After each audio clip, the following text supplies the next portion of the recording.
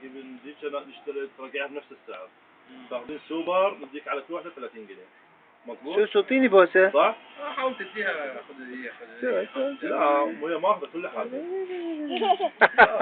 بعد ما صدق كل معجين. أنا أرجعها. كل شوي يجيني واحد عايز تاكل. يا ريت في ناس عندهم تاكل يرجعوها. يا ريت عم خالد. أقول حق أحمد.